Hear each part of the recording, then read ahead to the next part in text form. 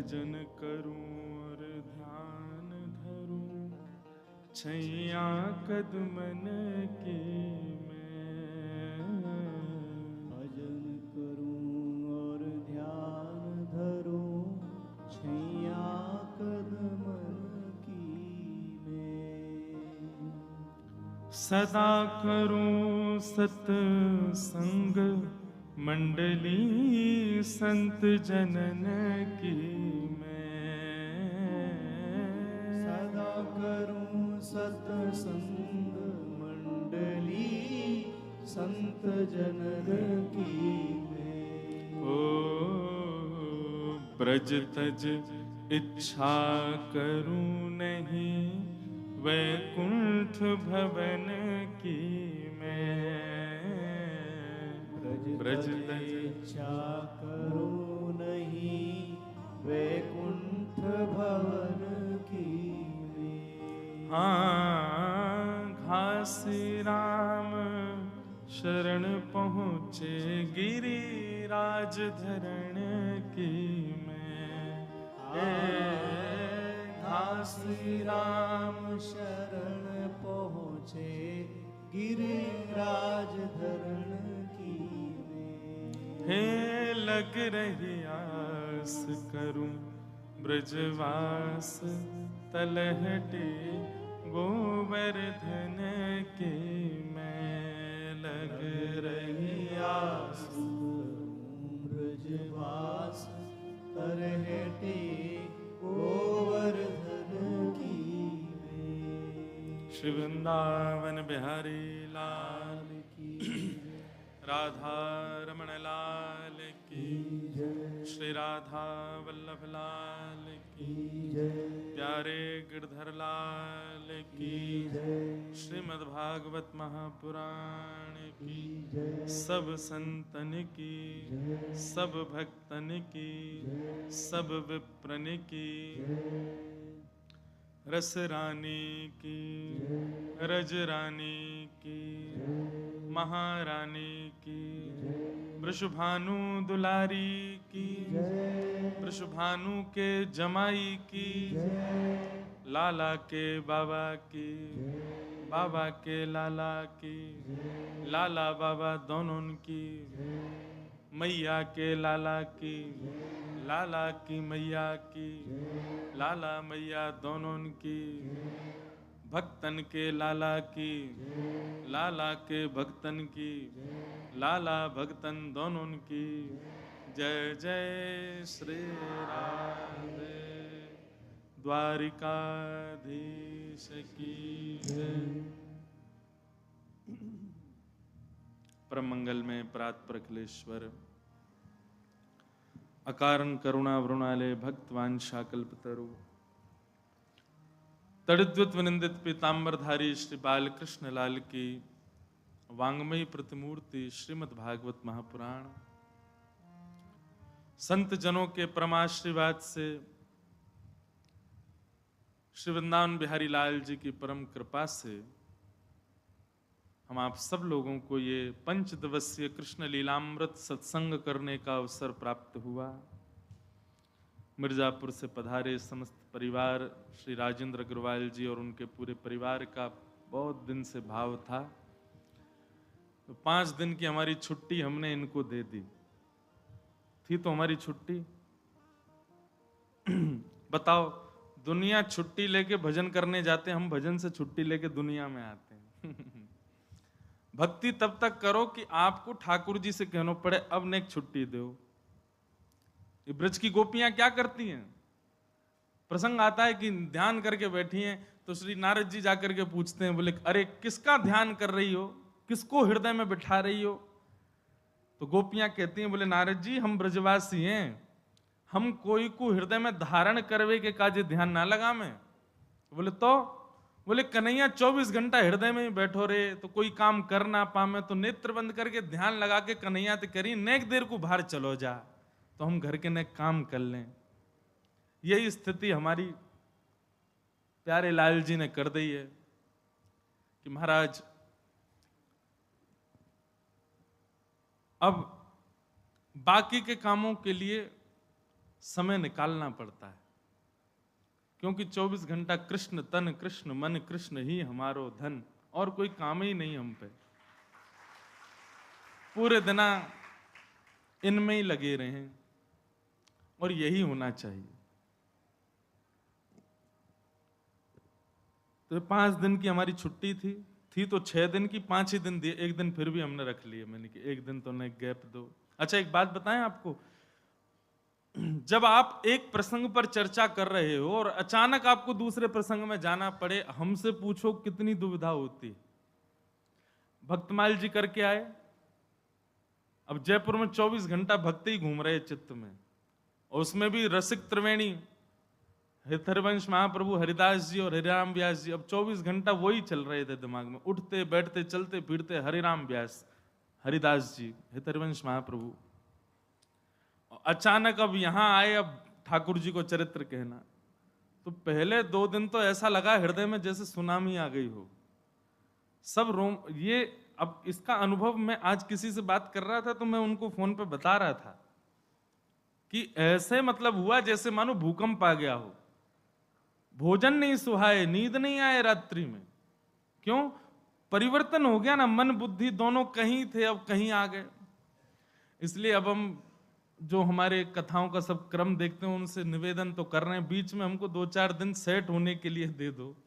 कि एक प्रसंग से निकल के दूसरे प्रसंग में सीधे जाते हैं तो बहुत देर तक तो भूचाल रहता है चित्त में। अब वहां जो चर्चा थी जयपुर में, वो किसकी? निकुंज रस की चर्चा। निकुंज रस में सहचरियां हैं, निकुंज रस में श्यामा प्यारी ठाकुर जी हैं, निकुंज रस में भक्त जन है, वृंदावन की अंतरंग चर्चा है। अब सीधे आ गए कुंज में। कुंज में कौन है? यशोदा, दाऊ दादा, बलराम जी, सब सखा।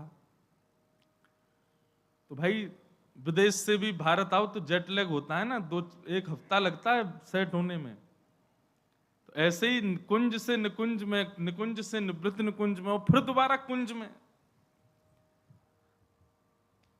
तो हमको तो छुट्टी लेनी पड़ती है ठाकुर जी से, ठाकुर जी अब एक दिन हम थोड़े संसार को भजेंगे, बाकी दिन तो ठाकुर जी में, और भगवान करे नजर नहीं लगे, ये चल तो ही रहे, छुट्टी मिले ही नहीं हमें, हम लगे ही रहे ठाकुर जी में। एक सूचना दे दें, अभी अभी हमने किसी से बात नहीं करी, सीधे मंच पे आके सूचना दे रहे हैं। 4 तारीख से लेकर 10 तारीख तक मथुरा में कथा है, मतलब परसों से। 10 तारीख को वहां कथा विश्राम होगी। 11 से हमारी कथा थी मेरठ में, और वो कथा हमने स्थगित कर दी है क्योंकि कुछ जरूरी काम थे, कुछ अध्ययन का क्रम था। अब वो कथा अगले वर्ष होगी मेरठ में, 11 से 17 तक जो होनी थी। अब सीधे 18 या 19 से जलंधर में कथा है, तो बीच के ये 7 दिन हमने स्वच्छंद रखे। तो मन में भाव ये था कि 10 तारीख को वहां मथुरा में कथा पूरी करें, और 11 तारीख को फिर इसी भवन में सुबह के सत्र में 9 बजे राधाष्टमी उत्सव होगा। प्यारे गिरधर लाल जी का अभिषेक होगा। अभी तक प्रकट रूप से सबके सामने श्री लाल जी का अभिषेक नहीं हुआ। लाल जी का अभिषेक हमेशा गुप्त रूप से ही होता है। हाँ, वहां 10-5 लोग होते हैं, वीडियो भी बनती है, फोटो भी खींचते हैं, पर अभी प्रकट रूप से बड़ा अभिषेक लाल जी का नहीं हुआ। बहुत बार बार मन में आ रहा था कि इस बार श्री किशोरी जी के जन्माष्टमी उत्सव को भाव से मनाएं, तो अवकाश मिला। कथा अब स्थगित है, तो 11 तारीख को सुबह 9 बजे इसी भवन में, क्योंकि कई लोगों का बरसाने का क्रम है, तो सुबह 4 बजे वहां अभिषेक होता है। वहां करके फिर यहाँ 9 बजे श्री लाल जी का अभिषेक होगा, और 15-20 मिनट का अभिषेक करके फिर आधा घंटे का संकीर्तन कीर्तन आदि करेंगे, और फिर करीब 10-साढ़े 10 बजे लाल जी का, उस दिन ठाकुर जी किशोरी जी का श्रृंगार धारण करते हैं। उस दिन लाल जी बढ़िया लहंगा पहनते हैं, चुनरी ओढ़ते हैं, नथनी लगाते हैं, छोटे से हमारे लाल जी। फिर बधाई गायन उत्सव होगा। जन्माष्टमी उत्सव इस बार जयपुर में तो करके आए, तो वहां दही काना भी हुआ, खूब दही लुटाई महाराज, हल्दी डारे सबन पे। तो मन में भाव आया किशोरी जी का उत्सव इस बार बढ़िया भाव से करें। उस दिन भी दही काना हो सकता है, इसलिए जिनकी सनवे की इच्छा हो, सन्नो समझे, सनवे की इच्छा हो वो आइयों, और जिनकी सनवे की इच्छा नहीं हो वो बाहरी रहियों। अरे महाराज देखवे में लगेगा दही छिटकायो जा रहा हो, लेकिन वास्तव में तो किशोरी जी और ठाकुर जी को प्रेम छिटकायो जाएगा। और वहां में सनवे की इच्छा हो तो आइयों। हम तो माता जी से परमिशन भी नहीं लेके ऊपर सुनना ही होंगी, यूं कह रही हूँ दारी को पूछ क्यों ना गए हो, नीचे सांदे को पूरे घर है। हम ऐसे ही भैया, हमारे लाल जी की सेवा हम बिना पूछे करते घर में भी कई बार पता ही नहीं होता ऊपर उत्सव चल रहा है ठाकुर जी का। घर वालों को निमंत्रण देते हैं, आ जाओ लाल जी का उत्सव हो रहा है। बोले कब कब में व्यवस्था हो गई, मैंने कह गई बस। तो इस बार श्री किशोरी जी का राधाष्टमी उत्सव, राधा जन्माष्टमी उत्सव मनाएंगे। बंधुओं, शास्त्रों में बड़ी महिमा है किशोरी जी के। पद्म पुराण में तो इतनी सुंदर व्याख्या है किशोरी जी के जन्मोत्सव की। 1000 एकादशी मल्टीप्लाई इनटू 100 कर दो, जितना आएगा इतना फल मिलता है एक राधाष्टमी का व्रत करने से। अब कई लोगों के मन में भाव रहता है कि मेरे मन में भी ऐसा ही भाव रहता है कि भैया उत्सव है ठाकुर जी को जन्माष्टमी को, उत्सव है राधाष्टमी को, तो फिर काहे को हम लोग भूखे प्यासे रहें, बढ़िया माल छाने।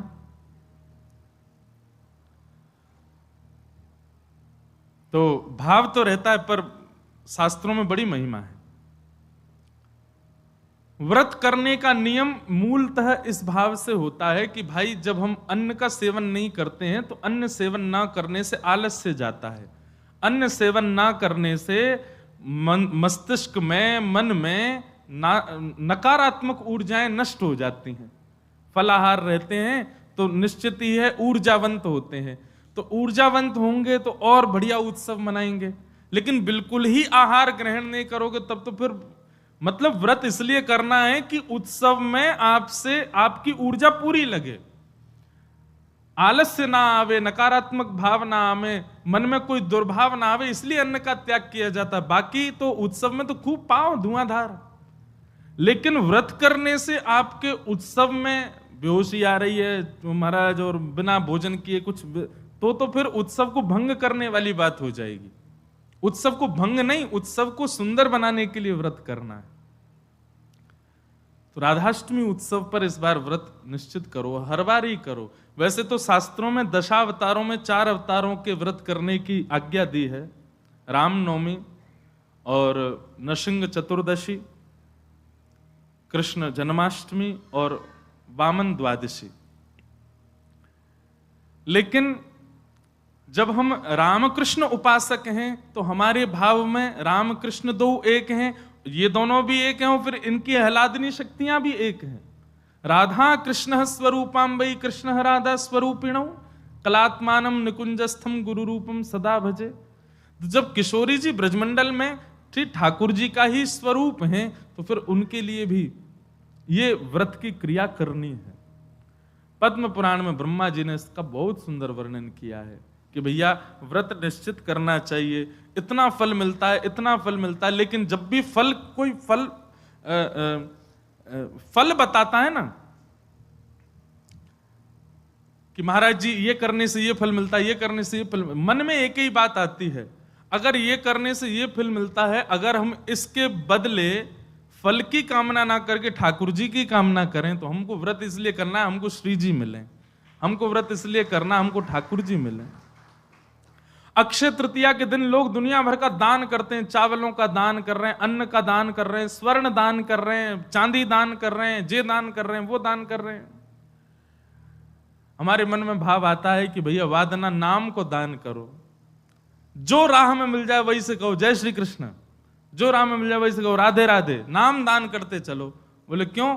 बोले अक्षय तृतीया को कछु दान करो तो अक्षय है जाए, तो हम नाम दान करें, हम ठाकुर जी को भजन दान करें, अरे भक्ति दान करें, अपनी भक्ति अक्षय हो जाए, नाम अक्षय हो जाए, प्रेम अक्षय हो जाए, ऐसी अक्षय तृतीया मनाओ।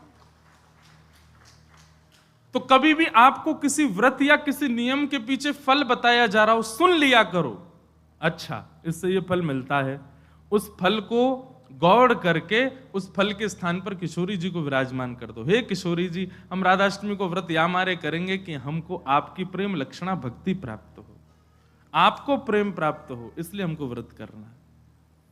तो राधाष्टमी उत्सव इस बार भागवत कृपा निकुंज में गिरधर लाल जी का मनाया जाएगा।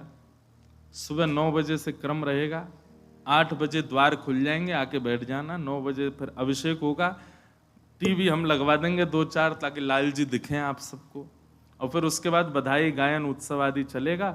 10-11 बजे तक का क्रम रहेगा, ज्यादा लंबा नहीं, छोटा ही क्रम रहेगा। और क्योंकि व्रत रहेगा तो केवल पंचामृत मिलेगा पीवे को, खावे को कछु ना देंगे हम। प्रसाद भी रहेगा, सब लोगों को थोड़ा थोड़ा प्रसाद बाहर ही मिल जाएगा। फिर उसके बाद राधा वल्लभ जी जाइयो, वहां पे ऊधम मचाइयो, बिहारी जी जाइयो। और सुनिए, राधाष्टमी को हमारे ब्रजमंडल के रसिक शिरोमणि स्वामी श्री हरदास जी का जन्मोत्सव है। फिर तटिया स्थान जाना, तटिया स्थान जाकर के स्वामी जी महाराज को प्रणाम करके आना। वहां पर खूब निधिवन राज जाना, निधिवन में जाके स्वामी जी को प्रणाम करके आना। राधाष्टमी का उत्सव तो जन्माष्टमी से भी बड़ा होता है हमारे ब्रजमंडल में। तो ऐसे राधाष्टमी का भाव। अब कई लोग पूछ रहे हैं कैसे क्रम होना चाहिए, तो देखो ठाकुर जी का जन्मोत्सव मनाया जाता रात्रि 12 बजे, पर किशोरी जी जो हैं ये उदिया भाव से प्रकट हुई। मतलब सूर्य उदय, जैसे ही सूर्य की प्रथम किरण पड़ी है पृथ्वी पर, बस हल्के हल्के सूर्य उदय हुआ, तभी किशोरी जी का प्रादुर्भाव हुआ। तो एक प्रकार से नहीं, सुन लो, ताली बाद में बजा ले। सुबह 4:30 बजे, 4-4:30 बजे आप सबको, अगर घर में किशोरी जी विराज रही हैं स्वच्छंद भाव से, तो किशोरी जी को अभिषेक करना। वैसे हम तो दोनों उनको ही कर दें, जन्माष्टमी पे भी युगल सरकार, घर के ठाकुर जी जो हैं युगल राधा कृष्ण, उनको करें, और राधाष्टमी पर भी दोनों उनको ही करें। अगर घर में केवल लड्डू गोपाल विराज रहे हैं, केवल ठाकुर जी मुरली मनोहर लाल जी विराज रहे हैं, त्रिभंगलली ठाकुर जी, तो भी उनको अभिषेक करो, उन्हीं को ही श्री जी स्वरूपा मान करके उनको अभिषेक करो। वैसे तो नियम ऐसा है कि जन्माष्टमी और राधाष्टमी को रात्रि भर जागरण करो, रात भर उत्सव करो, रात भर नाचो गाओ, आनंद करो, किशोरी जी को प्रादुर्भाव होगा। और किशोरी जी वास्तव में शयनावस्था में हो, कमल के पुष्प ले आओ और सुंदर सुंदर कमल के पुष्पन के बीच में किशोरी जी के श्री विग्रह को विराजमान रखो, वही में ही पौढ़ाओ। क्योंकि ऐसा भाव शास्त्र में है कि कमल के मध्य से ही किशोरी जी प्रकट भई। तो कमल मध्य में किशोरी जी को विराजमान करो, घर पे ठाकुर जी हैं तो ठाकुर जी को विराजमान रखो। और प्रातः काल 4 बजे है तो महाराज शंखनाद करो, बधाई गायन करो, सुंदर घंटे घड़ियाल नगाड़े आदि बजाओ। वाक्य बाद में दीप प्रज्वलन करके किशोरी जी को प्रादुर्भाव करो। फिर वाक्य बाद पंचामृत अभिषेक करो, पंचामृत अभिषेक करवे के बाद में सुंदर किशोरी जी को श्रृंगार करो, श्रृंगार करवे के बाद भोग धराओ, भोग धरा करके फिर किशोरी जी की आरती करो। आरती करने के पश्चात फिर खूब नाचो, इतने नाचो इतने हम तो अभी जयपुर में एक बात कह के आए, उत्सव तब तक मत मानो कि नाचते नाचते उत्सव करते करते डॉक्टर के पास नहीं जाना पड़ जाए। अगर आपको दवाई नहीं लेनी पड़ी तो समझो उत्सव मनाया ही नहीं आपने। शादी ब्याह होता है घर में, तो लड़की का जो भाई होता है या लड़की के पिताजी, लड़की के मामा, लड़की पक्ष के, लड़का वाले तो ऊधम करें, लड़की वाले इनकी कमर कसे, उनके जेब में 2-4 दवाई पड़ी रहती है, सिर दर्द की, पेट दर्द की। क्यों, हमारी तो बड़ी 3 बहनें, तो उनको पता है, एक दवाई रखी रहेगी। क्यों, सिर दर्द हो रहा है, सो नहीं पा रहे हैं। तो तभी ब्याह माना जाता है जब पिता और भाई ये बिल्कुल श्रमित हो जाएं, तब लगता है हाँ ब्याह हुआ। श्रमित ही नहीं हुए तो क्या बात का ब्याह। ऐसे ही उत्सव में महाराज एक आनंद की बात करें, ये नहीं जबरदस्ती कि महाराज दवाई लेनी ही पड़ जाए। जब तक इतने श्रमित नहीं हो जाओ, इतने नहीं थक जाओ कि महाराज अब कुछ नहीं हो सकता हमसे, पस्त नहीं हो जाओ, तब तक नाचते ही रहो किशोरी जी के आगे, ठाकुर जी के आगे। खूब बढ़िया उत्सव करियो, खूब नाचियो, और फिर व्रत रखो पूरे दिन, था किशोरी जी को खूब बढ़िया व्यंजन पवाओ और पवा करके वो कोई को वितरण करो, कोई अपने काजे थोड़ा रख लो, दूसरे दिन जब नौमी लगे सोवा को पाओ प्रसाद रूप में, पर वादन व्रत रखो। और भैया नहीं रुको जाए तो पालियों चकाचक पाओ, बोले हमारी श्री जी को उत्सव है हम तो पाएंगे तो पाओ, कोई दोष भी नहीं। व्रत ना करने से पाप नहीं लगता है, पर व्रत करने से पुण्य बहुत होता है हमको, लेकिन पुण्य की नहीं, हमको किशोरी जी की कामना है। तो इस प्रकार, और फिर एक नियम सुनो, या तो संभावना बने तो सहस्त्र कमल, 1000 कमल, और 1000 कमल की भावना नहीं बने तो 1000 कोई भी पुष्प, लेकिन सुगंधित होने चाहिए, बिना सुगंध वाले नहीं। मोगरा के हो जाएं, हार श्रृंगार के हो जाएं, गुलाब के हो जाएं, और यदि व्यवस्था बन जाए तो कमल 1000 हो जाएं। किशोरी जी के अभिषेक के बाद, आरती करने के बाद, सब आरती आदि पूजन किशोरी जी को भोग लगाने के बाद, फिर उसके बाद 1000 कमल से श्री चरणों की अर्चना करो। अब अर्चना में तो कई लोग ऐसा भाव रखेंगे कि राधा सहस्त्र नाम गाओ, राधा सहस्त्र नाम से 1000 कमल चढ़ाओ, पर हमारी भावना ऐसी, गोपाल सहस्त्र नाम से चढ़ाओ, गोपाल जी के नाम से एक एक कमल ठाकुर जी, क्योंकि भैया धन धन राधिका के चरण,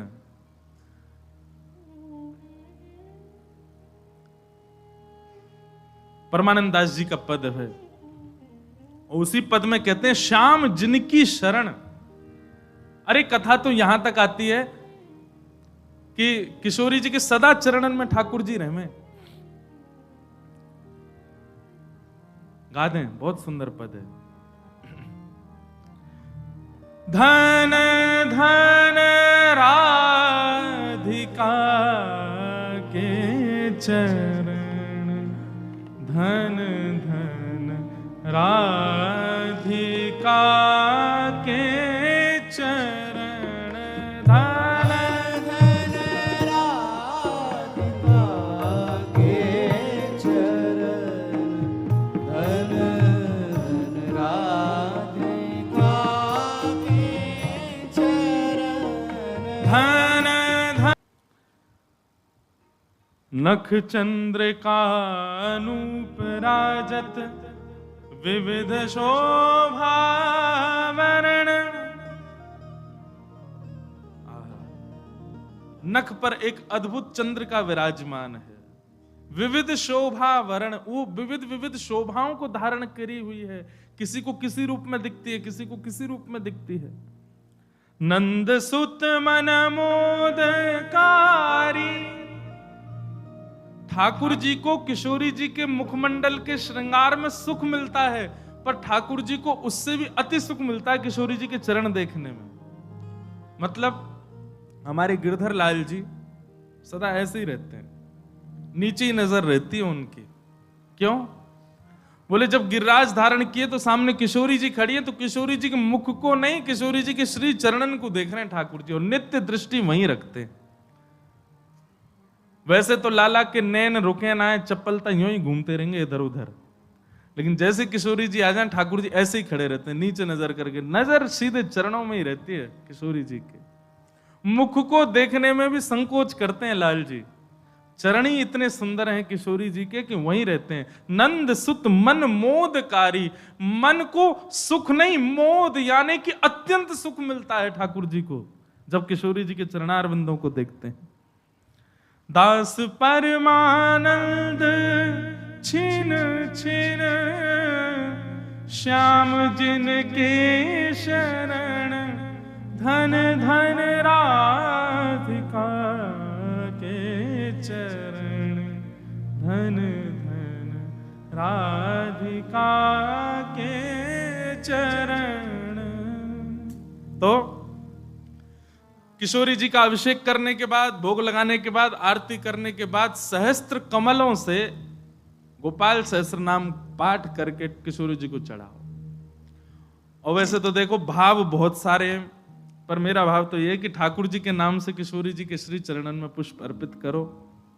पर यदि राधा सहस्त्र नाम से भी करोगे तो कोई दोष नहीं, बल्कि किशोरी जी तो सब सखियों से कहती रहती हैं, बोले कि हमारे बीच में रहो तो राधा राधा नाम उच्चारण करते रहा करो। तो ललिता जी ने एक बार पूछी, बोले हे श्यामाजू, आपके निकुंज में बैठ करके राधा राधा क्यों बोले? आपको इतना प्रिय अपनो ही नाम? बोले मोको प्रिय ना है। तो बोले मेरे चित्त में श्याम सुंदर बैठे, उनको प्रिय है। तो राधा राधा आप उच्चारण करेंगे तब मेरे चित्त में विराजमान ठाकुर जी सुनेंगे तो उनको सुख मिलेगा, उनके सुख के लिए मेरो नाम गाओ। तो यदि राधा सहस्त्र नाम से भी अर्चना करो तो भी ठाकुर जी प्रसन्न होंगे, और गोपाल सहस्त्र नाम से करो तो श्री जी प्रसन्न होंगे। तो दोनों भाव से आपको जो बढ़िया लगे। और कई भगत तो ऐसे भी यहाँ बैठे हैं, वो तो 2000 कमल लाएंगे, पहले राधा सहस्त्र नाम फिर गोपाल सहस्त्र नाम, दोनों उनको प्रसन्न कर देंगे। तो इस प्रकार किशोरी जी का भाव रखना और फिर पूरे दिन बढ़िया उत्सव मनाना। यहीं आ जाना 9 बजे, फिर राधा वल्लभ जी जाना, तटिया स्थान जाना, पूरे दिना ब्रजमंडल को ही रखियो वादना। तो ब्रज तज और कोई भावना चित्त में आवे ही नहीं। ऐसा भाव किशोरी जी के जन्मोत्सव पर रखिएगा। आप सब लोग खूब भाव से राधाष्टमी जन। और एक बात तो मैं भूल ही गया, हाँ, दान जरूर करना। ब्राह्मणों को बुला करके, घर में कुछ संत जनों को बुला करके, स्वयं मत पाना पकवान, उनको पवाना, उनको खूब दान दक्षिणा देना। काय बात की? बोले बधाई है, हमारी लाडली जी प्रकट भई है, वाकई बधाई बांटते रहो। नहीं तो कछु नहीं चले तो 10-10 की गड्डी ले लियो और पूरे टम्पू और रक्सान में घूमते सबन को बांटते चलो, लो भैया हमारी लाडली जू की बधाई है। अरे उत्साह, ये तो मैं बता रहा हूं मंच से, ये बताने वाली बात नहीं, आपके मन में अपने आप आनी चाहिए ये सब बातें। हमारी लाडली जी प्रकट भैया, हम कहा करें आज।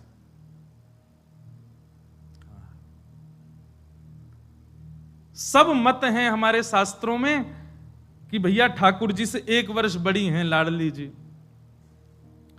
कई भाव ऐसे बताए जाएं कि 1 साल बड़ी हैं, और कई भाव ऐसे बताए जाएं 15 दिन छोटी हैं।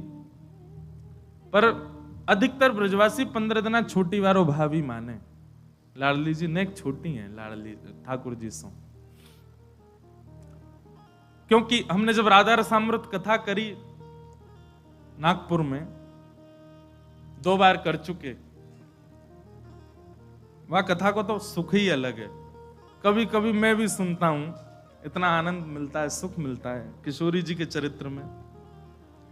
तो वहां एक प्रसंग सुनाया था मैंने कि जब किशोरी जी को प्रादुर्भाव भयो तो नंदरानी यशोदा भी आई हैं लाल जी को लेकर के। तो उससे ये बात प्रमाणित होती है कि ठाकुर जी को जन्म पहले भयो है, 15 दिन बाद किशोरी जी भई हैं। पर कई लोग अपनी कई भावनाओं को सिद्ध करने के लिए जबरदस्ती फिर इसी बात पे अड़े रहते, नहीं 1 साल बड़ी हैं लाडली जी, 1 साल बड़ी हैं किशोरी जी। कईयों को ब्याह करने होते हैं ना बड़ी से, तो कह देते राधा रानी भी तो बड़ी थी। देखो आप अपने निज कार्य में कुछ भी करो, पर जबरदस्ती लाडली जी ठाकुर जी को मत लाए करो। आजकल हमारा मन थोड़ा सा एक बात से और व्यथित है।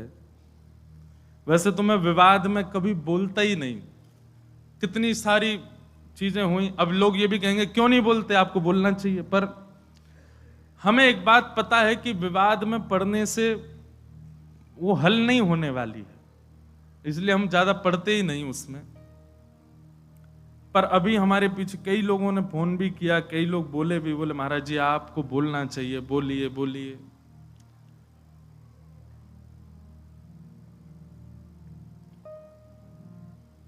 अभी कुछ जो हमारे आजकल के लोग हैं ना, कुछ वेस्टर्न कल्चर को फॉलो करने वाले, अब वो वृंदावन की तरफ रुझान तो रखते हैं, पर रुझान किस लिए रखते हैं, उसमें भी व्यापारी दिखते हैं। कोई ऐसी कंपनी है जिसने अपने वस्त्रों के बेचने के लिए हमारी ब्रज की लीलाओं का भाव रखा। एक विचार करो मन में, हरिराम व्यास जी की एक पंक्ति में लगभग हर कथा में गाता हूं, और उस पंक्ति में एक बात हरिराम व्यास जी कहते हैं, जहां श्री राधा चरण रेणु की कमला लेत बलैया। कमला यानी कि लक्ष्मी को भी किशोरी जी की स्वच्छंद बलैया लेने का अधिकार नहीं है। किशोरी जी भी जब उठ करके चली जाती हैं तो उनके अंकित चरण रज की बलैया लेती है लक्ष्मी। उन किशोरी जी को आप किस रूप में दिखा रहे हो? और ये फिल्म वाले लोग ये पहली बार नहीं, हमेशा ही करते हैं। राधा रानी के नाम पर कुछ भी बोलते हैं, ठाकुर जी के नाम पर कुछ भी कहते हैं। पाप नहीं, ये महापाप की श्रेणी में आता है। असंख्य गौ हत्या का पाप लगेगा इन सब कार्यों को करने से, असंख्य ब्रह्म हत्या का पाप लगेगा ठाकुर जी की लीलाओं को छेड़ने से। हमारे वृंदावन में कितने कितने कितने भाव से किशोरी जी की सेवा। बिहारी जी विराजन है, किशोरी जी कहां है? गादी जी के रूप में ऊपर से घूंघट करके विराज रही हैं। राधा वल्लभ जी में चूड़ामणि के रूप में विराजमान है, घूंघट करके विराज रही हैं। राधा वल्लभ श्री राधा रमण जी में नाम रूप से विराजमान है, चूड़ामणि घूंघट करके विराज रही हैं। जहां किशोरी जी के दर्शन का अधिकार मुझको और आप सबको नहीं है, वहां किशोरी जी को किसी को भी किसी प्रकार के वस्त्र धारण करा करके आप स्वरूप प्रकट कर दो, ये अच्छा तो नहीं। और केवल वैसे तो कभी लीला सुनी नहीं, वैसे तो कभी कथा सुनी नहीं, वैसे तो वृंदावन भी नहीं आए हैं कभी, किशोरी को जाना नहीं, सखियों को जाना नहीं। उनसे पूछ लिया जाए कि अष्ट सखियों के नाम ही बता दो, नहीं जानते। अष्ट सखाओं के नाम ही बता, केवल अपने व्यापार को बढ़ाने के लिए किशोरी जी और ठाकुर जी के भावों को ले रहे हैं। किशोरी जी और ठाकुर जी तो बड़े दयालु हैं, बड़े कृपालु हैं, कुछ नहीं कहेंगे। पर ये जो अष्ट सखियां हैं ना, और ये इनके चरणों के सदा दास बने हुए जो नक्षत्र आदि हैं, किसी दिन ये कुंपित हो गए, ऐसे मुंह के बल घेरेंगे कि उठ नहीं पाएगा कोई।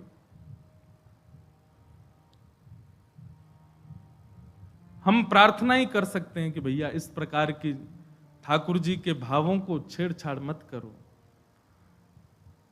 हमारे वृंदावन में 40-40, 50-50, 60-60 साल व्यतीत कर देते हैं महापुरुष।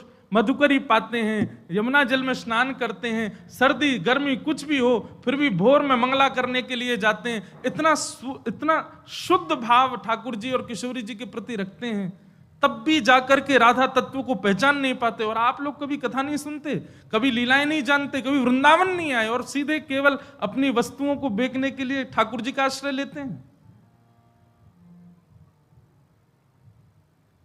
जितने भी युवा श्री किशोरी जी के आश्रित हैं, जितने भी युवा वृंदावन से जुड़े हैं, बड़े बूढ़ों को हम तंग नहीं कर रहे, युवाओं से कह रहे हैं, जितने भी युवा वृंदावन से जुड़े हैं, जितने भी वृंदावन के भाव से जुड़े हैं, वृंदावन का प्रसाद एक बार भी जिह्वा पर धारण किया है, किशोरी जी का नाम उच्चारण करते हैं, उर्दपुंड ब्रजरज अपने माथे से लगाते हैं, सब लोगों से हमारी प्रार्थना, आपका नाम जप, आपका व्रत, आपकी एकादशी, आपका वृंदावन आगमन सब व्यर्थ हो जाएगा यदि इसका विरोध नहीं किया तो। किशोरी जी के भाव में सब लोग आगे आइए।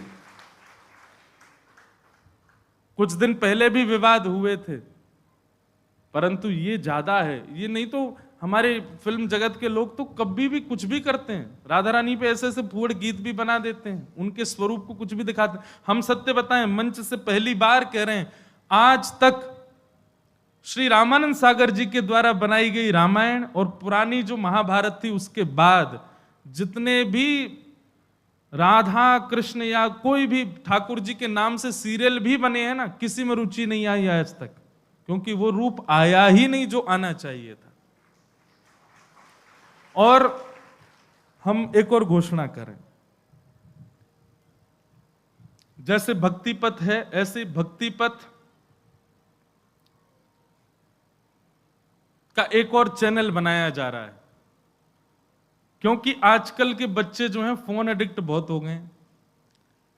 अधिकतर घरों में देखा गया, दूध नहीं पी रहा तो उसके सामने कुछ भी चला देंगे, वो देखता रहेगा कार्टून, और फिर उसके बाद में उसको खिला देंगे, पिला देंगे, जो भी करेंगे। तो हमने एक भाव रखा, जितनी भी लीलाएं ठाकुर जी की बाल्यकाल की सुनाते हैं कथा में, उन सबको कार्टून रूप में करके फिर उनको यूट्यूब पे डाला जाए। अब क्या दिखाना है बालक को? नहीं दूध पीवे तो सूरदास जी का पद हम गा रहे हैं, उसकी व्याख्या कर रहे हैं। ठाकुर जी चोटी पकड़ के कह रहे हैं, कबहू बढ़ेगी चोटी मैया मोरी, किते बरस मोए दूध पिबत भय, ये अजहू है छोटी। अब इसका ढूंढ रहे हैं, कोई मिले हमको एनिमेशन वाला अच्छा, बहुत जल्दी। अगर राधाष्टमी तक भी लगे हैं, कोई मिल जाएगा तो जल्दी जी, जितनी लीलाएं ठाकुर जी की बाल लीलाएं सुनाते हैं, किशोरी जी की बाल लीलाएं सुनाते हैं, और फिर वो शुरू होगा काम तो फिर और ज्यादा लीला सुनाएंगे। उन लीलाओं को बालकों के लिए कार्टून उसका बनवा करके फिर डलवाएंगे। दिखाओ बच्चों, दिखाना ही है फोन तो वो दिखाओ। इस भाव से कम भोजन भी करेंगे, रोएंगे भी नहीं, और ठाकुर जी की लीला भी सुनेंगे। तो उनका फोन का जो एडिक्शन है वह भी एक सद्भाव में परिवर्तित होगा। तो हम तो प्रयास कर रहे हैं अपनी तरफ से जितना हो सके। आज इतने युवा बात मानते हैं, एक बार कुछ भी कहते हैं फॉलो करते हैं तुरंत। सब युवाओं से प्रार्थना है, आप सबके पास बल है, आप सब ही किसी को सपोर्ट करते हैं तो वो कुछ बनता है, और आप सभी किसी को गिराते हैं तो वो गिर जाता है। कम से कम दुनिया को कुछ भी करने दो, ठाकुर जी की लीला, ठाकुर जी के भाव, ठाकुर जी के स्वरूप को यदि कोई इस प्रकार से दिखावे तो उसके आगे हाथ भी नहीं जोड़ने, उससे प्रार्थना भी नहीं करनी, उससे जिज्ञासा भी नहीं करनी है, सीधा उसको नीचे गिर दो। नहीं तो हमारा नाम जब साधन सब व्यर्थ हो जाएगा। इसलिए भैया आप सब युवा जागृत होइए, इस विषय पर थोड़ा ध्यान दीजिए। कुछ दिनों के अंदर अगर ये नहीं समाप्त होता है तो फिर इसके लिए कुछ और नियम कड़े वृंदावन से उठाए जाएंगे, किया जाएगा कुछ ना कुछ, क्योंकि ये स्वीकार तो नहीं किया जाएगा लंबे समय तक। हमारी किशोरी जी का स्वरूप, उनके रूप लावण्य, सखियों को क्या जानते हैं हम लोग? कौन है ललिता जी, कौन है विशाखा जी, कौन है ये सारी सखियां?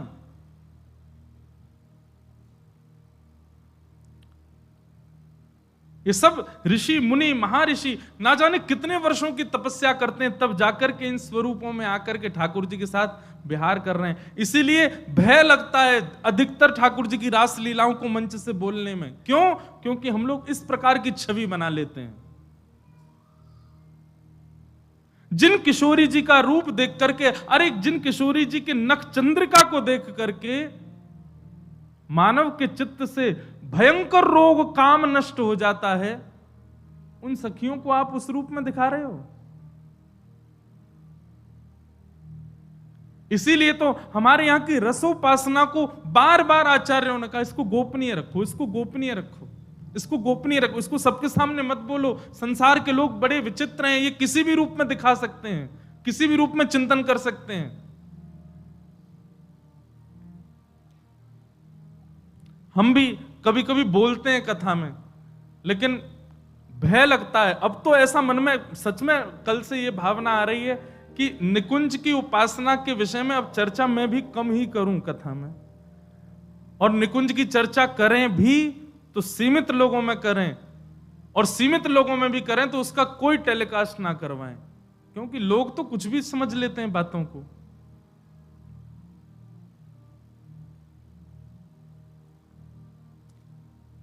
इसलिए भैया जितने भी युवा यहां सुन रहे हैं या लाइव में सुन रहे हैं या कहीं भी सुन रहे हैं, पूर्ण विरोध कीजिए। ये जो भी ब्रांड है या जो भी लोग हैं, जो भी इस प्रकार के ठाकुर जी के रूप पर, नाम रूप लीला और धाम, इन चारों पर यदि कोई भी दुष्प्रचार दुष्प्रभाव करे तो अपने माथे का तिलक मिटा दीजिएगा, अगर आप उसको ना रोक सकें तो।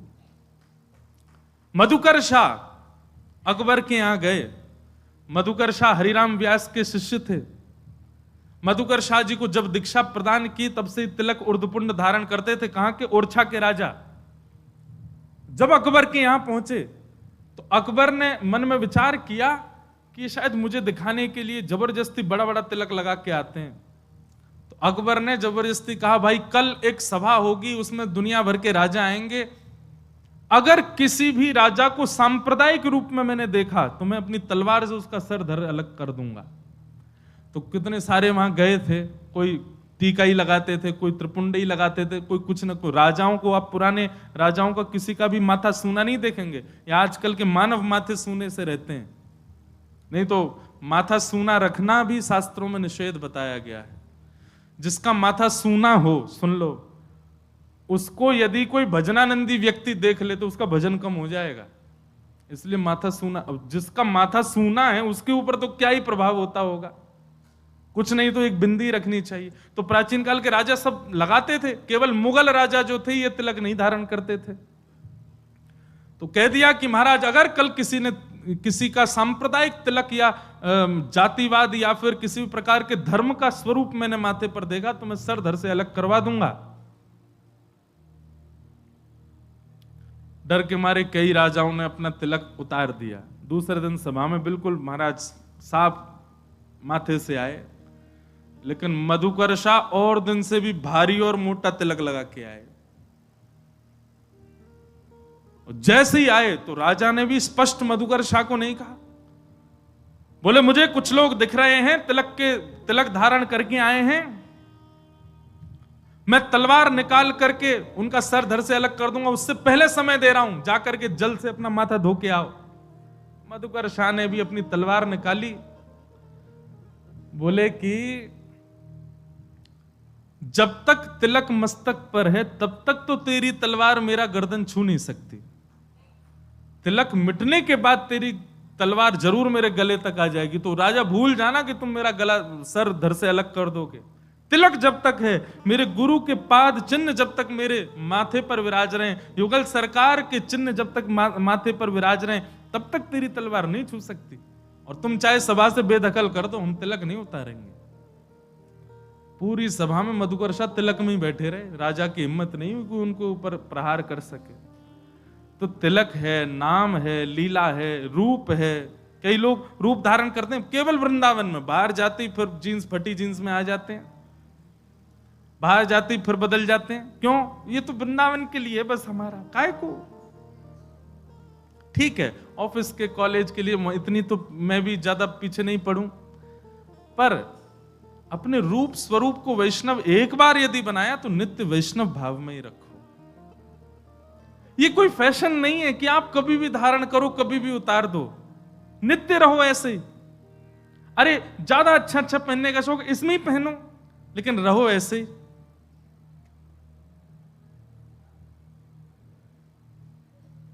इसलिए भैया इन कुछ बातों पर ध्यान रखो और इसका पूर्ण विरोध करो। कुछ दिन में अगर ये चीज समाप्त नहीं हो तो फिर हम कुछ और बताएंगे क्या करना है। तो इस बार की राधाष्टमी खूब भाव से मनाओ, खूब आनंद से मनाओ। किशोरी जी का अभिषेक करना, तो ऐसा भाव बताया गया। मैं कथा सुना रहा था कि किशोरी जी के जन्म की खबर जब सुनी तो नंद रानी यशोदा अपने लाला को लेके गई। तो 15 दिन बड़े हैं लाल जी। तो जैसे ही गई तो महाराज रत्न आभूषण कितने सारे भर करके बैलगाड़ी में लेकर के गई, किशोरी जी को जाकर के देंगे। और सुनो, किशोरी जी के दर्शन करने के लिए यशोदा मैया गई तो वादना लाला को भी छोरीन जैसो श्रृंगार करके ले गई हैं। क्यों? लाली के उत्सव में जा रही हैं तो लाला लाली बन के गए है। तो ठाकुर जी के केश खोल दिए हैं, सुंदर चुनरी उड़ाई है, नेक्स्ट से ठाकुर जी ने लहंगा पहनो है। छोटे छोटे बच्चे श्रृंगार करते हैं ना, इसी भाव से ठाकुर जी भी लहंगा फरिया पहन के गए। 15 दिन के ठाकुर जी। आहा, नंद रानी यशोदा नंद बाबा को आते देख बरसाने में और झूमन लगे सब लोग, जय हो जय जयकार करने लगे नंद के लाला की जय। क्योंकि अभी तो वृंदावन में गोकुल में भी उत्सव चल रहा हो ठाकुर जी को, उत्सव के बीच में ठाकुर जी गए किशोरी जी के उत्सव में। ये भाद्रपद कितना सौभाग्यशाली है, पूरा ब्रजमंडल उत्सव मना रहा है। एक तरफ श्री जी की, एक तरफ ठाकुर जी की बधाई गायन चल रही है। ठाकुर जी को लेकर के जैसे ही गई, खूब स्वागत सम्मान भयो। महाराज दुनिया देखवे के काजे आई, बड़े बड़े सुंदर रत्न, बड़े बड़े सुंदर आभूषण लेकर के यशोदा मैया आई हैं कीर्ति मैया को देवे के काजे। अंतःपुर में लेकर के गई, स्वर्ण के पलना में झूल रही है नन्ही सी किशोरी जी। जैसे ही जाकर के यशोदा मैया ने किशोरी जी को दर्शन किया है, किशोरी जी के रूप लावण्य को देख करके, मुखमंडल की कांति देख करके नेक्सी सी, अरे लाल जी 15 दिन के, किशोरी जी तो कछु घंटान की हैं बस अभी। जबकि बालक जब जन्म लेता है उस समय उसके रूप लावण्य इतना मधुर नहीं होता, वो सामान्य सो ही रहे, नेक्सो से बालक रहे। पर किशोरी जी का रूप इतना सुंदर, इतनी सुंदर तेज कांति मुखमंडल पर दिख रही है, ऐसे सुंदर कटाक्ष नेत्र हैं, ऐसी सुंदर नासिका, ऐसे सुंदर कपोल हैं, इतनी प्यारी हमारी श्यामा जो लग रही हैं कि उनको अभी तक तो नीलमणि ही सब कछु है यशोदा मैया के लाला के, यही है मेरो सबसे प्यारो मेरो लाला, या लाला तो बढ़िया तो कोई है ही नहीं है, ये तो मेरे हृदय को तारो है, ये तो मेरे हृदय की मणि है। लेकिन आज किशोरी जी को देख करके तो लाला ढीले पड़ गए।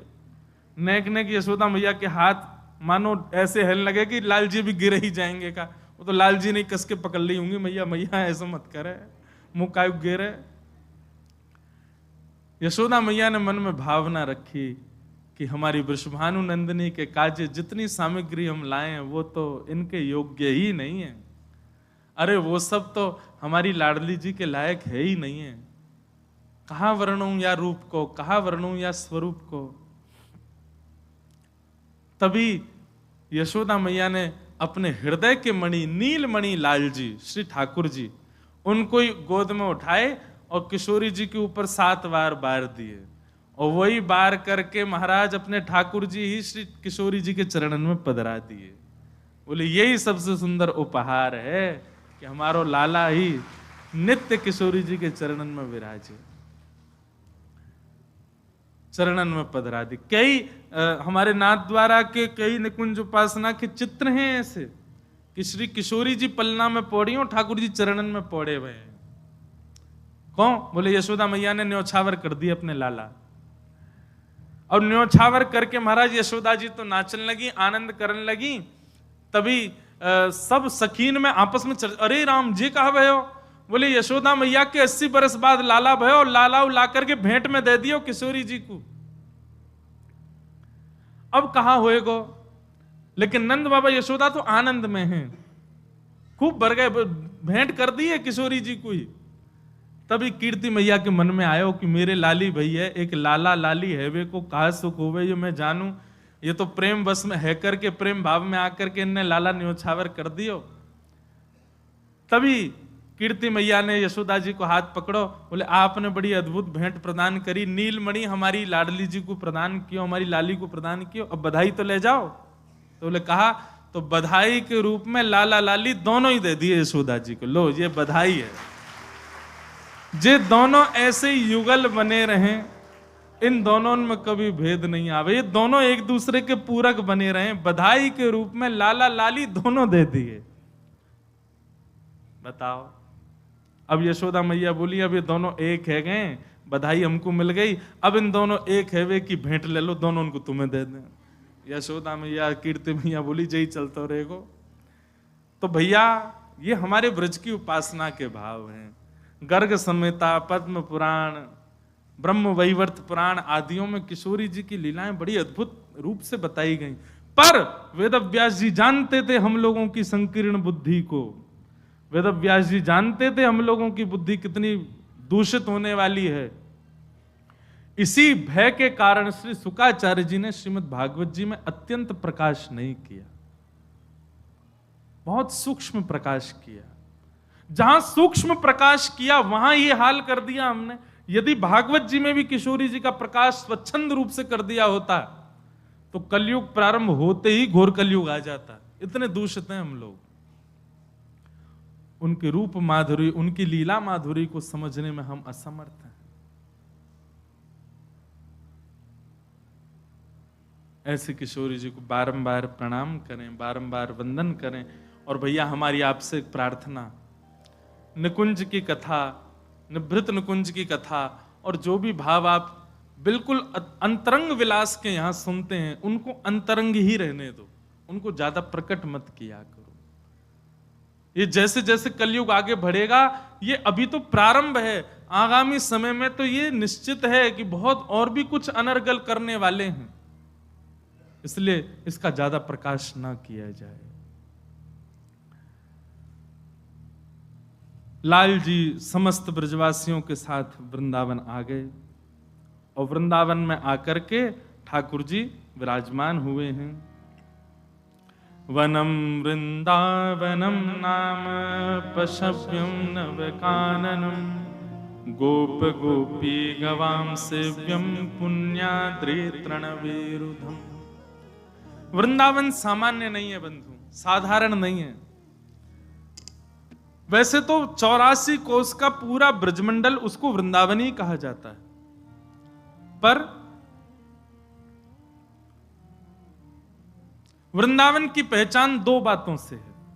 वृंदावन के एक छोर में श्री गिरिराज जी और दूसरे छोर में यमुना जी। इसके बीच का पूरा जो भाव है, गिरिराज जी से सीधे चलो जमुना जी तक, तो पूरा वृंदावन ही मानो जाए। पहले गिरिराज जी जो थे वे काफी विशाल रूप में थे, वो तिल भर रोज भीतर जा रहे हैं, तो अब सूक्ष्म भाव से हमको दर्शन दे रहे हैं। नहीं तो गिरिराज जी यहीं तक है महाराज, गिरिराज जी की छाया वृंदावन पे पड़ो करती, इतने विशाल गिरिराज जी है पहले।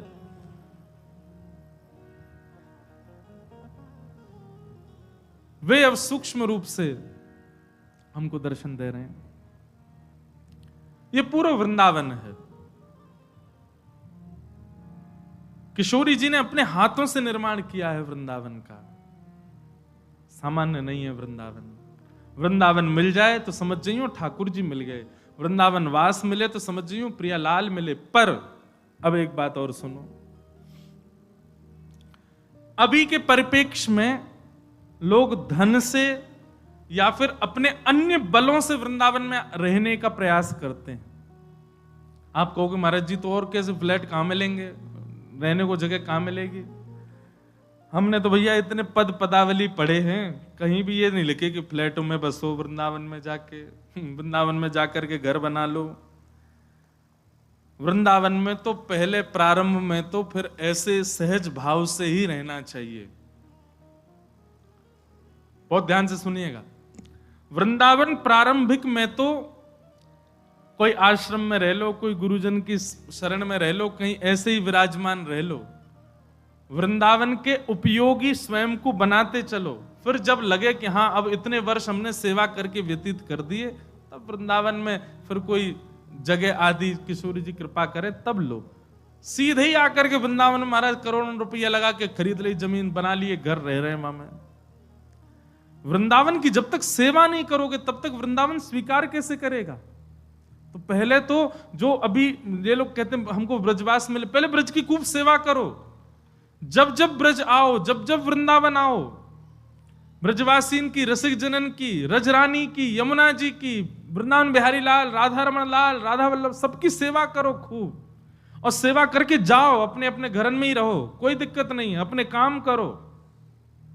कितने बालक हमारी दृष्टि में ऐसे हैं अच्छी अच्छी एजुकेशन प्राप्त कर रहे हैं, कोई डॉक्टर की पढ़ाई कर रहा है, कोई कुछ कर रहा है, कोई कुछ कर रहा है। सबकी इच्छा क्या है कि हम श्रेष्ठ बन करके, जो भी पदवी मिलेगी वो बन करके वृंदावन में आके ब्रजवासियों की सेवा करेंगे, वृंदावन की सेवा करेंगे।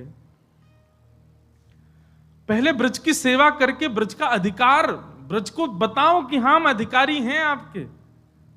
किशोरी जी को जब लगेगी कि हां आप ब्रज के अधिकारी बन गए, आपको प्रयास नहीं करना पड़ेगा, किशोरी जी स्वयं बुलाएंगी आपको।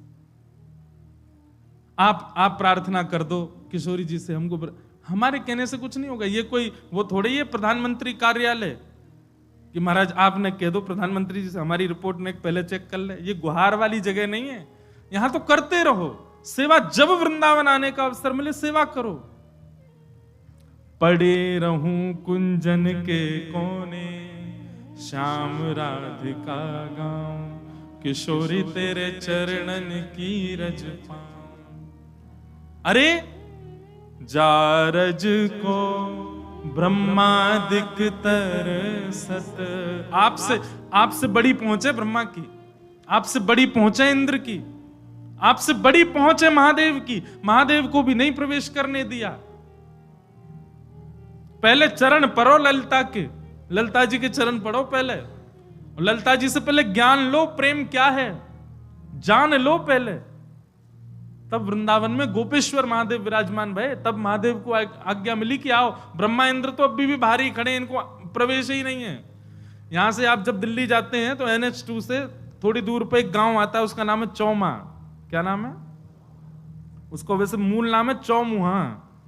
चौमुहा मतलब ब्रह्मा जी वहीं बैठे हैं। वृंदावन में एंट्री नहीं है उनकी। इंद्र तो गिरिराज जी तो ही भगा दियो, इसीलिए वृंदावन में वर्षा भी कम ही होती है। आज तक भयभीत है, बोले तब तो गिरिराज जी उठा लिया, अब क्या होगा पता नहीं। इसलिए वृंदावन में मानसून आता है, एकाध बरस के चलो जाए। कभी कभी बहुत बारिश होती है, वृंदावन में ज्यादा बारिश नहीं होती। और जो ब्रज में रहते हैं वो अनुभव भी कर रहे होंगे, उमस खूब हो जाएगी, गर्म भी खूब पड़ेगा, सर्दी भी खूब पड़ेगा, बारिश ज्यादा नहीं होती वृंदावन में। इंद्र भयभीत है। तो आपसे बड़ी पहुंचे इंद्र की, आपसे बड़ी पहुंचे ब्रह्मा की, आप क्या रखोगे ब्रह्मा के आगे अपना स्तर? उनको प्रवेश नहीं मिल रहा, आपको कम से कम वृंदावन आने का अवसर तो मिलता है, वृंदावन में भजने का अवसर तो मिलता है। पहले वृंदावन की खूब सेवा कर लो, और सेवा करके अपनी निपुणता दिखा दो श्री जी को कि हाँ हम योग्य हैं वृंदावन के। श्री जी अपने आप द्वार खोल देंगे, अपने आप सारे बंधन तोड़ देंगे, बुला लेंगे वृंदावन, कहीं नहीं जान देंगे फिर। अरे किसी जगह जॉब चाहिए हो तो रिज्यूम दिखाया जाता है अपना, हमारी कितनी क्वालिफिकेशन, इतने पढ़े लिखे हैं, यहाँ काम किया, इतना ये किया। अगर आपने बहुत जगह काम किया, एक्सपीरियंस दो, तो आपको तुरंत हायर कर लिया जाएगा। कहा कियो है, बोले कछु ना धन कमाया हो, सेवा फेवा कछु ना करी, किशोरी भग आते वृंदावन में आवेगो। अरे पहले सेवा कर, रसिक जनन की सेवा कर, ब्रजवासीन की सेवा कर, वृंदावन की सेवा कर, रजरानी की सेवा। कहां सेवा कर रहे हैं हम? शनिवार रविवार जाते ही सोमवार को देखा करो वृंदावन में कितनी गंदगी कर जाते हैं लोग। जमुना जी में आचमन नहीं कर सकता कोई, क्या सेवा कर रहे हैं हम लोग? केवल राधा रमन राधा वल्लभ बिहारी जी जाने से काम नहीं चलेगा। मैं तो ये भी सोचता हूं कि कभी कभी मैं इन विषयों पर भी चलूं, पर मेरे को विवाद में पढ़ने की बिल्कुल इच्छा ही नहीं होती। यमुना जी के लिए क्या कर रहे हैं हम लोग? ब्रज के लता गुल्म पत्र सब तो नष्ट होते जा रहे हैं, क्या कर रहे हैं उसके लिए? कुछ भी नहीं। अरे रज खत्म हो गई वृंदावन की, और छोड़ो। ठाकुर जी के लिए वृंदावन नहीं छोड़ा, खुद बस गए आकर के। अरे ब्रजवासी बनो, सेवा करो पहले वृंदावन की, वृक्ष लगाओ, रज की सुरक्षा, यमुना जी के शुद्धिकरण, इनके प्रति भाव रखो। नित्य की एक माला इसलिए करो कि हे विधाता यमुना जी नित्य पवित्र। कौन करता? कोई नहीं करता। एक माला सब लोग करें, हमारा बेटा ठीक है जाए, पत्नी घर छोड़ के चली गई वापस आ जाए, पति बात ना करे ये मान जाए, घर ना बनो ये बन जाए, जॉब ना लग रही है, सब माला इसके लिए कोई इसलिए माला करे, हे राधा रमन लाल। कभी किसी के नेत्र सजल हुए कि यमुना जी बहुत दूषित हो गई हैं, आप कृपा करो ना फिर से पवित्र हो। मैं दावे से कह रहा हूं, इस भाव से कोई नहीं जाता राधा रमन जी, इस भाव से कोई नहीं जाता बिहारी जी की नित्य निकुंज लता गुल्म सब नष्ट हो गए हैं, बिहारी जी पुनर्प्रगट करो। एक नाम इसके लिए भी जपा करें।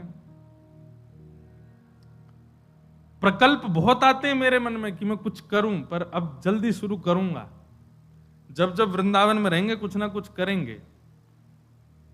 वृंदावन को पुनः वन बनाना हमारे लाल जी की क्रीड़ा भूमि है, ये क्रीड़ा की स्थली नहीं छोड़े हमने। तो पहले ब्रज की सेवा करो, ब्रज को ब्रज बनाओ, इस योग्यता ऐसी योग्यता दिखाओ कि श्री जी बुलावे आपको कि नहीं अब ब्रज में रहना है आपको। अरे हरिराम व्यास जी की लीला सुनना अभी जयपुर की कथा। आपका जन्म कहां हुआ? ओरछा में, और केवल एक बार आ गए वृंदावन, और यहां हितरवंश महाप्रभु से दीक्षा ग्रहण करके लौट करके नहीं गए। फिर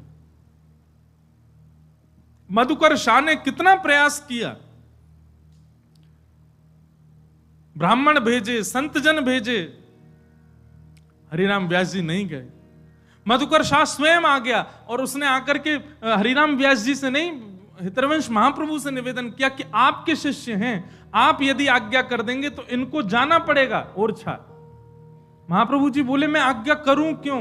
मधुकर शाह बड़ा चतुर, उसने कही कि यहां रहेंगे तो अकेले इनका कल्याण होगा, वहां चले जाएंगे तो हजारों का कल्याण होगा, एक से अधिक का कल्याण हो, अच्छा है ना।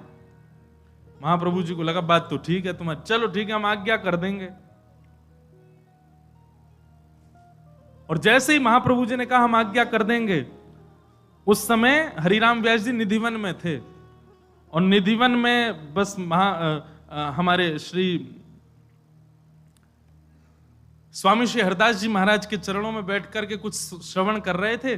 तभी समय हुआ तो प्रणाम करके वहां से जैसे निकलने लगे निकलते समय किसी व्यक्ति ने मार्ग में ही बता दिया, बोले आज तुम राधा वल्लभ जी मंदिर मत चले जाना। बोले क्यों? मधुकर शाह आया, बोले आने दो, वो तो ऐसे घूमता रहता, मुझको ले जाना चाह रहा है वापस ओरछा। बोले नहीं, वो आपको ले जा, उसने तो दूसरा ब्रह्मास्त्र छोड़ा। बोले क्या? बोले उसने हितरवंश महाप्रभु जी से कह दिया है कि आप आज्ञा करो। हरिराम व्यास जी बोले गुरु जी ने हामी तो नहीं भर दी। बोले गुरु जी ढूंढ रहे हैं तुमको कि तुम जाओ तो वो तुमको आज्ञा कर दें कि भाई तुम चले जाओ ओरछा, और गुरु आज्ञा तो आपको माननी पड़ेगी। हरिराम व्यास जी पछाड़ खा के गिर गए पृथ्वी पर, और बार बार लता गुल्मों को अपने हृदय से लगाएं, ब्रजरज को अपने तन से लगाएं, यमुना जी में जाकर के यमुना जी को हृदय से लगाएं, और बार बार कान पकड़ के कहें मुझसे कोई अपराध हो गया है, आप क्यों ऐसा कर रहे हैं? हे वृंदावन, आप मुझे क्यों दूर भेजना चाह रहे हैं? मुख पर कालीत पोतली, पूरे मुख को काला काला स्याही से भर दिया। अब लोग तो बहुत बड़ी बड़ी बात, कोई संत कह रहे, बोले गधा पे बैठ गए और बैठ करके वृंदावन में डोलन लगे। किसी ने कही क्या कर रहे हो? बोले वृंदावन छोड़ के जाने वाले की यही गति होनी चाहिए, किसी को मुख मत दिखाओ और ऐसी स्थिति में ही रहना चाहिए। तब उनका एक पद है श्री हरिराम व्यास जी को। हरिराम व्यास जी थोड़े से सीधे बोलते थे।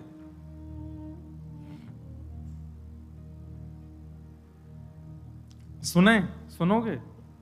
घबराइयो मत। हाँ, जो बाहर जाने वाले हूं घबराना नहीं। हरिराम व्यास जी कह रहे हैं वृंदावन तज जे सुख चाहत ते राक्षस प्रेत। वृंदावन छोड़ करके जो अन्य सुख की कामना रखते हैं, बोले वही है राक्षस, वही है प्रेत। व्यास दास के उर में बैठियो मोहन कहीं कहीं देत। हरिराम व्यास जी कह रहे मेरी वाणी नहीं है, मेरे चित्त में बैठे हुए ठाकुर जी बोल रहे हैं। बोले क्या? वृंदावन तज जे सुख चाहत ते ही राक्षस प्रेत। अब इसके आगे तो और खतरनाक बोले हैं। अभी राक्षस प्रेत कह दिया, उसके बाद क्या कह रहे हैं? ते नर राक्षस कूकर गधा ऊंट वृषभ गज बोक व्यास जू वृंदावन तज भटकत तासर पनही ठोक। पनही समझते हैं क्या होती? पनही है, पनही मतलब चप्पल, जूता चप्पल, वो एक ही बात है। ये उन लोगों के लिए नहीं जो वृंदावन आकर के वापस जाते हैं, उन लोगों के नहीं, वो ये उन लोगों के लिए कह रहे हैं। बोले जो वृंदावन से विलग अन्य सुखों में जिनकी रुचि है। कई लोग बोले सांस में सांस आई, हम तो कल घर जाने की सोच रहे थे। वृंदावन सुख के विपरीत अन्य सुखों में जिनकी रुचि है, उनके लिए कह रहे हैं। पनही मतलब चप्पल। एक बार की एक घटना है, वो सुनानी तो नहीं चाहिए मंच से, एक घटना सुना रहे हैं। जब हम कथा नहीं करते थे तो एक बार पिताजी के साथ अमेरिका गए,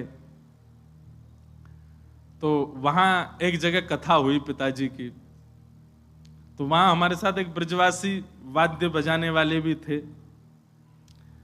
तो जिनके यहां हम रुके थे, उन्होंने इतना परेशान कर दिया महाराज, क्या बताएं। अब विदेशी लोग, उनने 7 दिन की रोटी एक ही दिन में बना दी और सब फ्रिज में रख दें। हमसे बोले यहीं से निकालो, गरम करो, खा जाओ।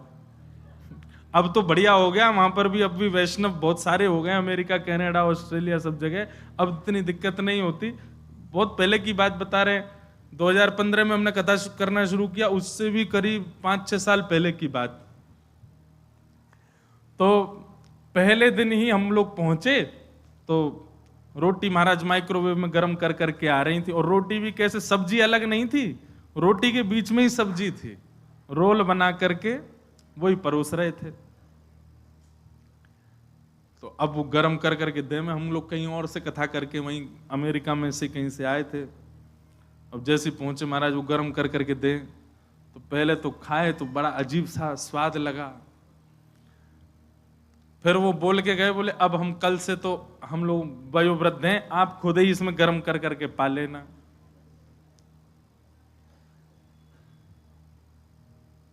दूध भी लाते तो उसमें पानी भर के धर देते, वो ज्यादा दूध नहीं पी जाएं। रात में हम लोग सोने जाते, एसी बंद कर देते, अब पसीना में नहा रहे हैं भैया, वहां पे पंखे होते नहीं, एसी होता है। इतने परेशान कर दे। और भी बहुत कुछ हुआ, सब थोड़ी बताएंगे। वहां पे क्या होता है कि अंदर ही गीजर होते हैं, वहां ठंडे पानी से तो नहाने का कोई 12 महीना गर्म से ही नहाओ, ठंड रहता है थोड़ी सी। गीजर बंद कर देते, बेचारे नहाते नहाते चिल्ड पानी आता, ठिठर जाते। तो हम और पिताजी तो ठीक थे, पिताजी की तो हम लोग सेवा करते थे, व्यवस्था कर दी थी बढ़िया।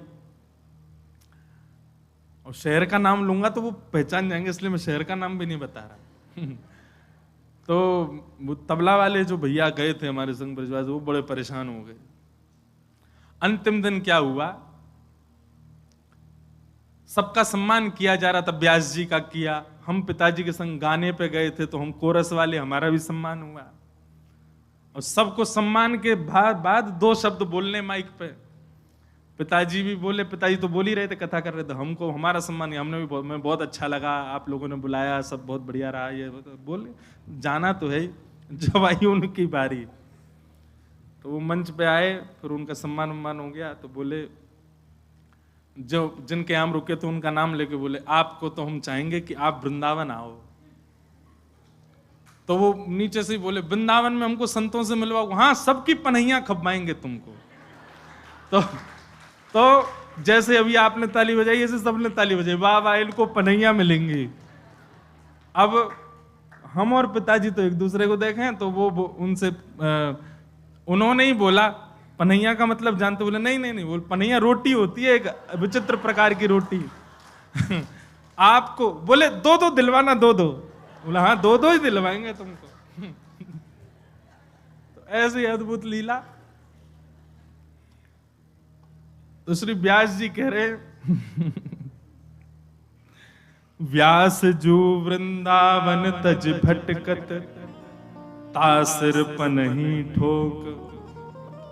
बोले वृंदावन छोड़ के अन्य जगह सुख की कामना कर रहा है, सुख खोज रहा है, बाकी सिर पे तो पनही पड़नी चाहिए। अरे वृंदावन मिल गो, वृंदावन यदि एक बार भी प्रिय लग गया हो, हमारे राधा रमन जी नेक सुंदर लग गए हो, राधा वल्लभ जी में नेक मन लग गए हो, बिहारी जी के मंगला में, महाराज बिहारी जी के बंगला में मन झूम गए हो, समझ जाइयो तुम वृंदावन के नेक करीब आ गए। बस अब और कहीं मत जाओ, वृंदावन के ही है जाओ, वृंदावन को भजो, वृंदावन को रटो, वृंदावन में रहो, रहो चाहे कहीं भी, तन में सदा मन में सदा वृंदावन रहे। आहा, वृंदावन सदा हृदय में रहे। हरिराम व्यास जी का ही एक और पद है, हरिराम व्यास जी कहते हैं,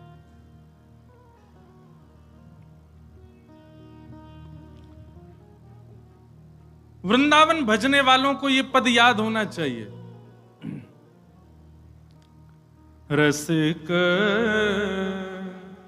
अनन्य हमारी जाति, रसिक अनन्य हमारी जाति। हम ब्राह्मण क्षत्रिय वैश्य शूद्र बाद में हैं, गले में कंठी माला आ गई, सिर पर उर्दपुंड आ गया, ब्रजरज माथे से लग गई। आपकी जाति क्या है? बोले हम रसिक हैं। कौन है? रसिक हैं। रसिक अनन्य हमारी जाति, रसिक अनन्य हमारी जाति। कुल देवी श्यामा बरसानो, कुल देवी श्यामा बरसानो, कुल देवी श्यामा बरसानो, कुल देवी श्यामा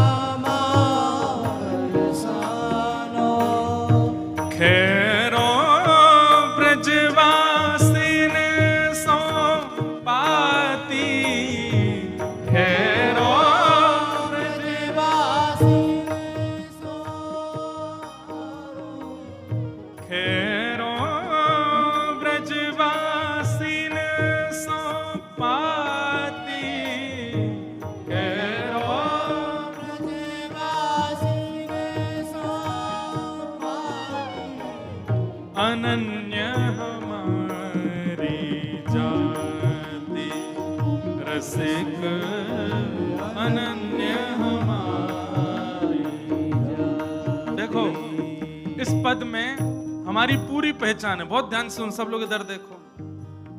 कुलदेवी कौन है हमारी? श्री राधा रानी। हमारी खैर कौन लेता है? ब्रजवासी। जे पूछ लें तो हमें लगे कि हाँ हमसे कोई, हमारी सब बात ठीक है। हमारी ठौर कहाँ है? बोले ब्रजवासी हमारी ठौर है। यही हमारे सब, हमारे परिवार है, यही हमारे सब गुरु भाई हैं। और गोत्र गोपाल जनेऊ माला, गोत्र गोपाल जनेऊ। ये जो कंठी जो हमने धारण कर रखी, यही हमारो जनेऊ है। और गोत्र क्या है आपका? कोई सांडिल्य है, कोई भारद्वाज है, कोई बंसल है, कोई कंसल है, कोई है। वृंदावन में एक बार बस गए और वृंदावन पूर्ण रूपेण चढ़ गए तो गोत्र क्या है? बोले गोपाल हमारा गोत्र है। महाराज ब्रजवासी को तो संकल्प भी यही बात से करना चाहिए। बोले गोत्र क्या है? बोले गोपाल गोत्र उत्पन्नो हम। गोपाल गोत्र है, क्यों? ब्रजवासी। हरिराम व्यास जी कह रहे हैं गोत्र गोपाल जनेऊ माला, गोत्र गोपाल जनेऊ माला। शिखा शिखंडी हरि मंदिर भाल, शिखा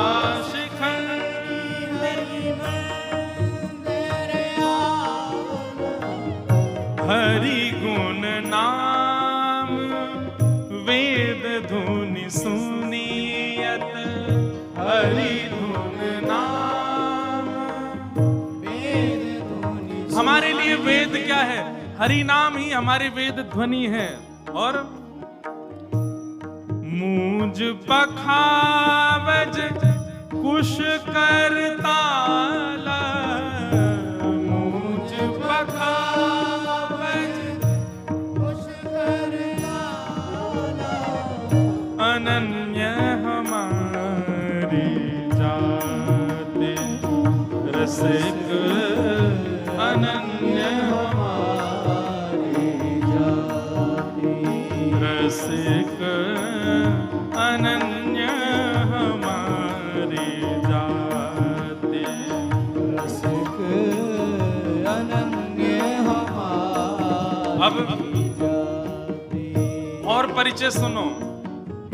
शाखा यमुना हरि लीला षट कर्म, शाखा यमुना हरि लीला षट कर्म। जो 6 कर्म मानव के होने चाहिए क्या है? बोले ठाकुर जी की लीला ही हमारे 6 कर्म है। शाखा यमुना हरि लीला षट कर्म, शाखा यमुना हरि लीला और प्रसाद प्राण धन रास मेरो, प्रसाद प्राण धन रास मेरो, अनन्य हमारी जाति रसिक, अनन्य हमारी जाति रसिक, अनन्य हमारी जाति रसिक, अनन्य हमारी जाति। और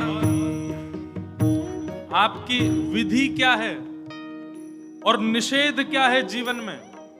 करने योग्य और अकरने योग्य क्या है? विधि निषेध है